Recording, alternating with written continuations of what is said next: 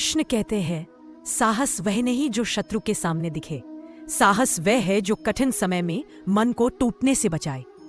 आज की कहानी वज्र गर्जन अस्त्र की, महाभारत की रोमांचक कहानी। कुरुक्षेत्र युद्ध का 7वां दिन। आकाश में धूल का तूफान, धरती पर रक्त की नदियां और बीच में खड़े दो योद्धा, भीम और दुर्योधन। आज दोनों के बीच एक ऐसा युद्ध होने वाला था जिसका परिणाम अनेकों की किस्मत तय कर देता। शाम होते होते अचानक दुर्योधन के शिविर में हलचल मच गई। कौरव सैनिक आपस में फुसफुसा रहे थे। आज दुर्योधन को गुरु शुक्राचार्य का वरदान मिलने वाला है। वह वज्र गर्जन अस्त्र का प्रयोग करेगा। पांडव पक्ष तक यह खबर हवा की तरह पहुंची। युधिष्ठिर चिंतित हुए, यदि यह अस्त्र चला तो पूरी सेना राख बन सकती है। भीम ने गरजते हुए कहा, चाहे कैसा भी अस्त्र हो, मैं उसे चीर डालूंगा। पर तभी शिविर में कदमों की धीमी पर दिव्य आवाज गूंजी। श्री कृष्ण प्रकट हुए। उनके चेहरे पर चिंता की रेखाएं थी। कृष्ण बोले, भीम, तुम्हारा बल अपार है, पर वज्र गर्जन अस्त्र शक्ति से नहीं, बुद्धि से रोका जाता है। अर्जुन ने पूछा, माधव, इस अस्त्र की शक्ति क्या है?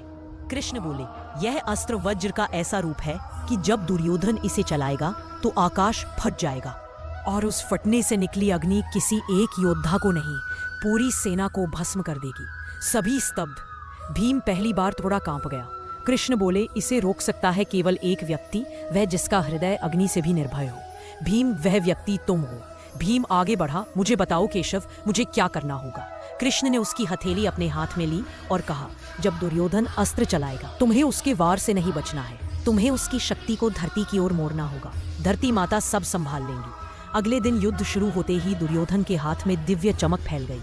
उसके हाथ में प्रकट हुआ वज्र गर्जन अस्त्र। आकाश लाल हो गया, बादल बिजली की तरह फटने लगे। अग्नि की गर्जना से पूरा मैदान कांप उठा। दुर्योधन चिल्लाया, भीम, आज तेरा अंत निश्चित है। वह अस्त्र आकाश की ओर उठा और अचानक आकाश 2 हिस्सों में फट गया। एक तेज अग्नि रेखा भीम की ओर दौड़ी। हर सैनिक चीख उठा।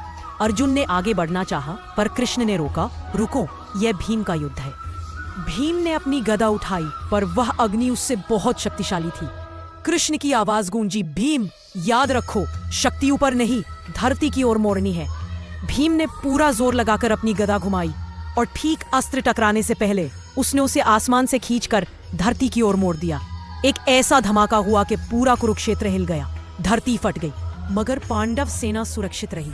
कुछ ही क्षणों में अग्नि शांत हो गई, मानो धरती माता ने अस्त्र को निगल लिया हो। दुर्योधन चक्कर खाकर पीछे हट गया। भीम की आंखों में ज्वाला और भी प्रचंड थी। कृष्ण मुस्कुराए, बलवान वह नहीं जो प्रहार करे, बलवान वह है जो प्रहार की दिशा बदल दे। उस दिन भीम ने दुर्योधन को पराजित नहीं किया, उसने उसके सबसे घातक अस्त्र को पराजित किया और कुरुक्षेत्र की धरती ने गवाही दी, आज धर्म की जीत हुई है। अगर आपको हमारी स्टोरी वीडियो अच्छी लगी हो तो हमारे वीडियो को लाइक करें, चैनल को सब्सक्राइब करें और अपने फ्रेंड्स के साथ भी शेयर कीजिए और कमेंट में बताइए कि कैसी लगी आपको ये स्टोरी। धन्यवाद।